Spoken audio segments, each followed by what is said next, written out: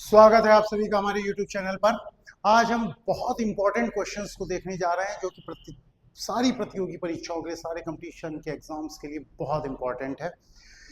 इसमें कई हम महत्वपूर्ण ऑर्गेनाइजेशंस को देखेंगे, उनका स्थापना हुई, कहाँ पे हेडक्वार्टर है, कौन उसका अध्यक्ष है, कौन चेयरमैन है, सारी बातों को आज हम देखने वाले हैं। आइए शुरू करते हैं। इन्फोर्समेंट डायरेक्टरेट, जिसका प्रचलित नाम ईडी दिखाई देता है, तो पहले ईडी का फुल फॉर्म हो गया इन्फोर्समेंट डायरेक्टरेट, प्रवर्तन निदेशालय। इसकी स्थापना कब हुई थी? इस्टेब्लिश्ड हुआ था ये 1 मई 1956। 1 मई 1956 को इसकी स्थापना की गई थी। काम क्या होता है? Responsible for enforcing economic laws and combating financial crimes, यानी कि भारत में इकोनॉमिक लॉज को फॉलो करवाना, क्राइम जो हो रहा हो उसको रोकना, ऐसा इसका काम है। यानी कि ये आर्थिक मामलों में हस्तक्षेप करेगा जहां पर कुछ गड़बड़ हो रही होगी। उसके बाद ऑपरेट्स अंडर, कौन सी मिनिस्ट्री के अंदर कार्य करता है? तो ये द डिपार्टमेंट ऑफ रेवेन्यू, राजस्व विभाग, मिनिस्ट्री ऑफ फाइनेंस के अंतर्गत, यानी कि वित्त विभाग के वित्त मंत्रालय के अंतर्गत, राजस्व विभाग के अंतर्गत ये कार्य करता है। Operates under the department of revenue, ministry of finance. इसका हेडक्वार्टर कहां पर है? नई दिल्ली में। ये कहां पर इसका हेडक्वार्टर? नई दिल्ली। 5 इसके रीजनल ऑफिसेस भी दिखाई देते हैं, वो कहां कहां पर हैं? मुंबई, चेन्नई, चंडीगढ़, कोलकाता, दिल्ली। मुंबई, चेन्नई, चंडीगढ़, कोलकाता, दिल्ली। तो पूछेगा कितने रीजनल ऑफिस? 5। हेडक्वार्टर कहां पर? नई दिल्ली। डायरेक्टर ऑफ इन्फोर्समेंट, इसके डायरेक्टर कौन है? पूछ दें। राहुल नवीन। कब बनाए गए? अभी हाल ही में 14 अगस्त को बनाए गए हैं। तो करंट अफेयर्स की दृष्टि से बहुत महत्वपूर्ण क्वेश्चन कि यहाँ पर इसके डायरेक्टर ईडी के कौन है? राहुल नवीन। आजकल बहुत ज्यादा चर्चा में भी रह रही है ईडी, क्योंकि आजकल विपक्ष की तरफ से आरोप लगाया जा रहा है कि ईडी और सीबीआई को, ये जो जांच एजेंसी सीबीआई, इनको अपने ढंग से प्रयोग कर रही है सरकार, और जो उनके विपक्ष में होता है उनके खिलाफ ईडी को भेज देते हैं और ईडी उस नेता को गिरफ्तार कर लेती है। जैसे इसका हालिया एग्जाम्पल नजर आ रहा है अरविंद केजरीवाल जी, जिनको बंद किया गया है। तो ये सही है या गलत ये नहीं मालूम, ईडी के द्वारा इनको बंद किया गया। फिर अब सीबीआई की कस्टडी में जांच जारी है। तो ईडीआई के बारे में हमने मोटी मोटी इंफॉर्मेशन दी। अगला आता है CBI, central bureau of investigation, यानी कि ये क्या? एक जांच एजेंसी है, सेंट्रल ब्यूरो ऑफ इन्वेस्टिगेशन। इसका काम क्या है? इन्वेस्टिगेशन को करना। इस्टेब्लिश कब हुई थी? ये इस्टेब्लिश जो हुई थी पुलिस के जरिए, यानी कि पुलिस के तरीके से, स्पेशल पुलिस इस्टेब्लिशमेंट एक्ट 1941 से। स्पेशल पुलिस इस्टेब्लिशमेंट से हुआ था 1941। उसके बाद ही इसका नाम चेंज होकर के क्या हो जाता? सीबीआई हो गई। इसके डायरेक्टर कौन है?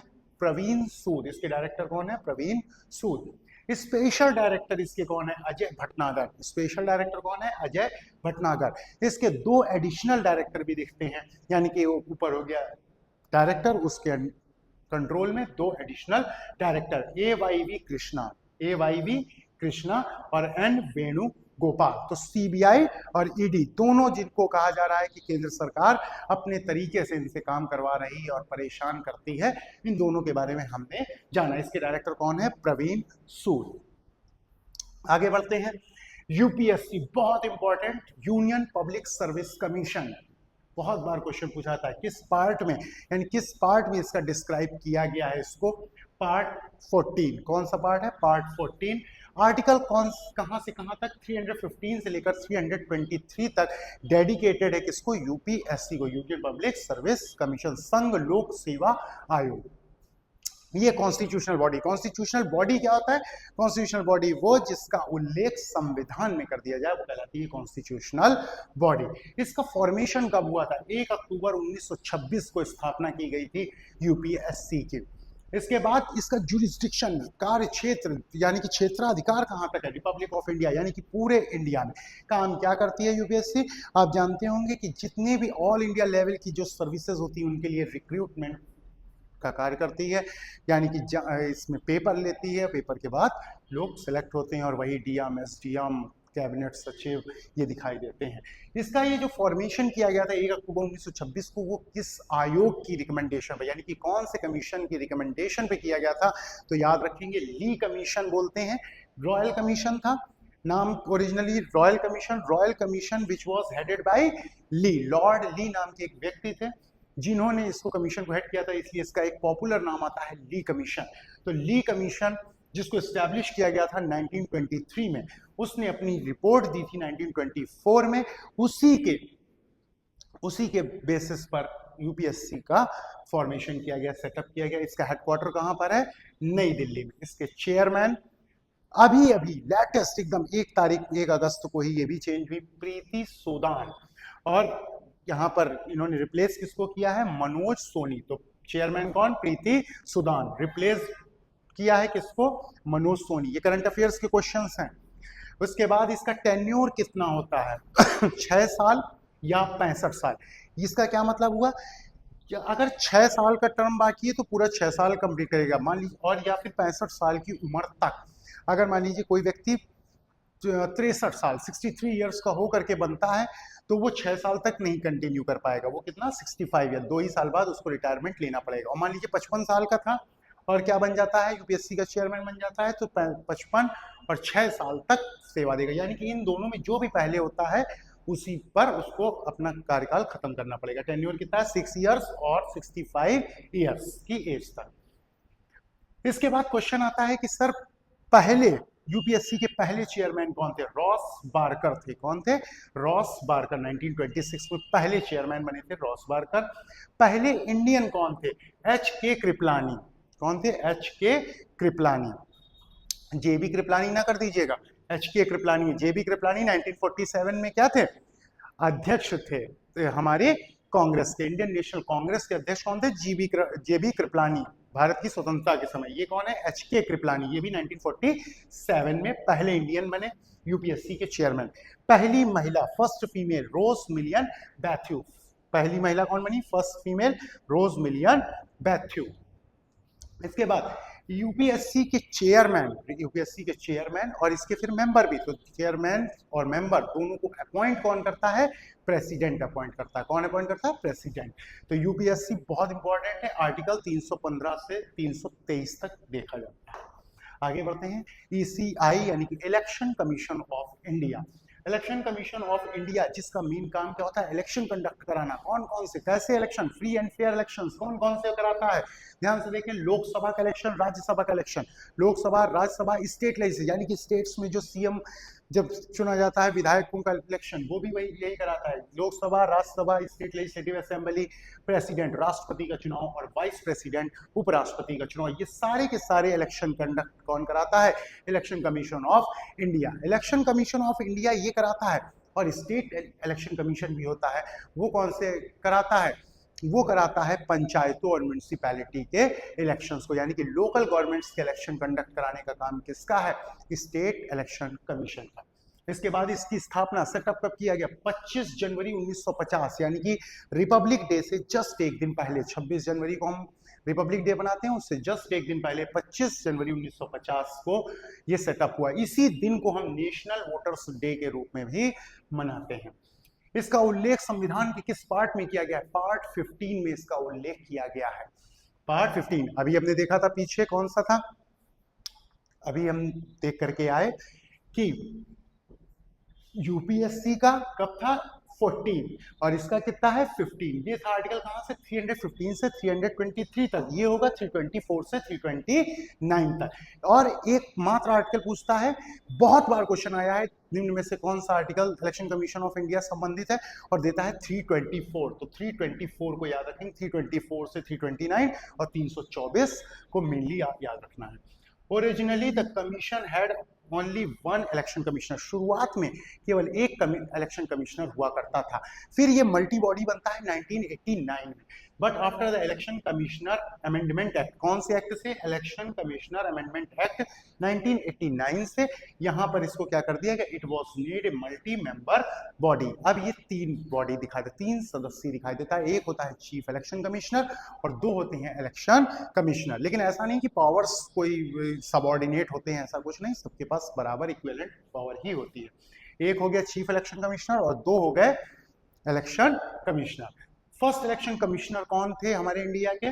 सुकुमार सेन, सुकुमार सेन। तो पहला जो हमारा जनरल इलेक्शन हुआ था वो कब हुआ था? 1952 में।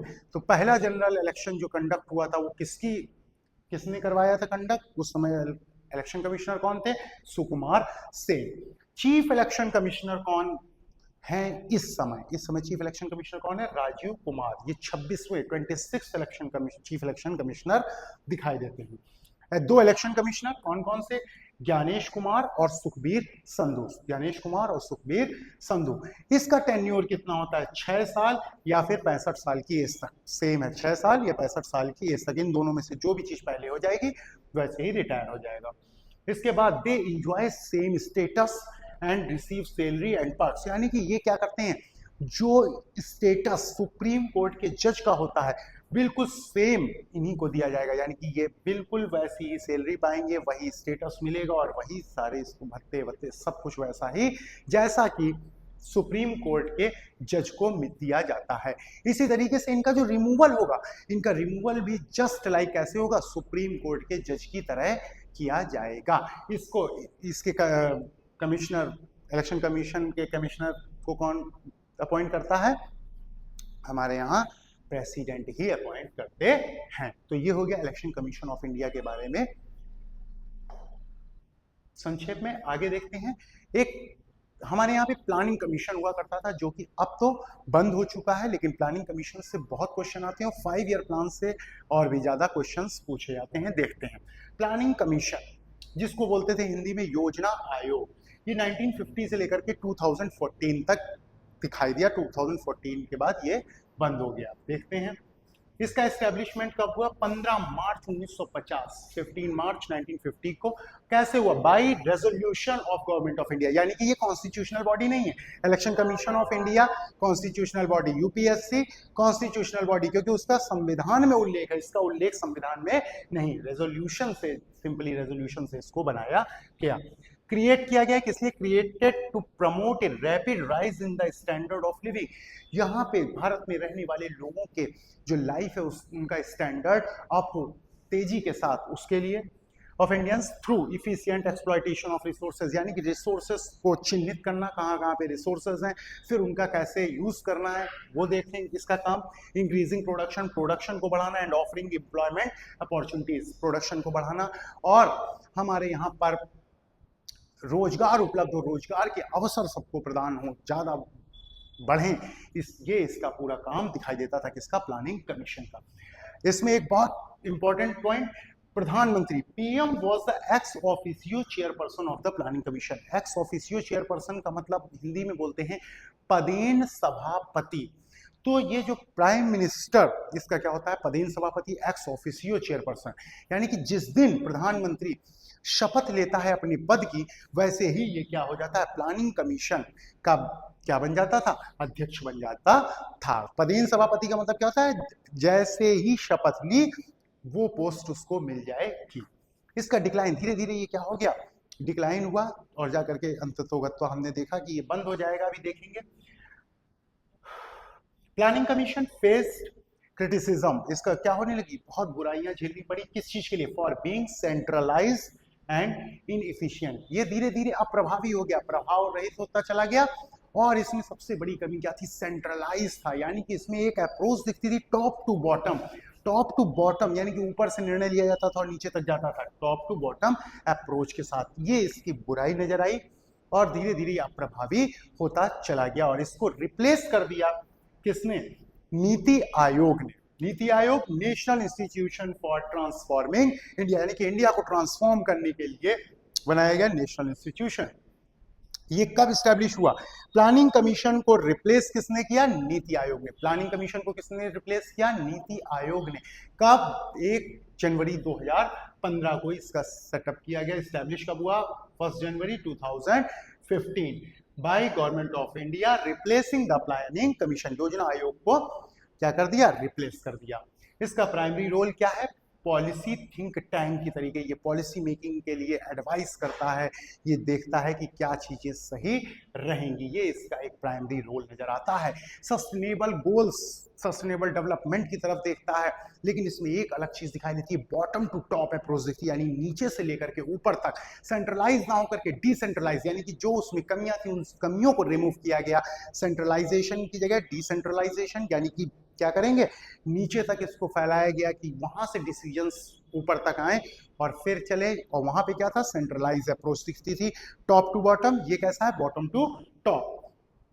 गवर्निंग काउंसिल दिखती है, यानी कि यहाँ पर जितने भी सीएम हैं सारे स्टेट्स के, और एलजी लेफ्टिनेंट गवर्नर कहाँ के, यूटीज के, CM of all states plus LG of UTs, ये इनसे मिलकर के एक गवर्निंग काउंसिल बनती है इसमें, यानी कि सभी क्या किया जाएगा, सभी स्टेट्स के चीफ मिनिस्टर्स को भी इसमें लिया जा रहा है, जिससे कि वो अपनी अपनी राय दें, यानी कि स्टेट जो पॉलिसीज बने वहां तक स्टेट के द्वारा बताई जाएं, वैसे वैसे करके उनका क्रियान्वयन किया जाए। डिसेंट्रलाइज है बॉटम अप अप्रोच के साथ। इसके सीईओ कौन है, बीवीआर सुब्रमण्यम, इसके सीईओ दिख रहे हैं, बीवीआर सुब्रमण्यम। और बहुत इंपॉर्टेंट क्वेश्चन, वाइस चेयरमैन कौन है, वाइस चेयरमैन है सुमन बेरी, जिसको अपॉइंट कौन करता है, वाइस चेयरमैन को कौन अपॉइंट करता है, प्रधानमंत्री अपॉइंट करता है। और यहां पर भी देखने वाली बात है, एक्स ऑफिसियो चेयरपर्सन कौन होता है, प्रधानमंत्री होता है। नीति आयोग का एक्स ऑफिसियो चेयरपर्सन कौन है, प्रधानमंत्री। तो ये एडवाइस देने का काम भी करता है, ये थिंक टैंक की तरीके आजकल इंडिया में दिखाई दे रहा है नीति आयोग। अगर आपको हमारे वीडियो अच्छे लग रहे हैं तो आप इन्हें लाइक करें, कमेंट करें, शेयर करें और चैनल को सब्सक्राइब करें। धन्यवाद।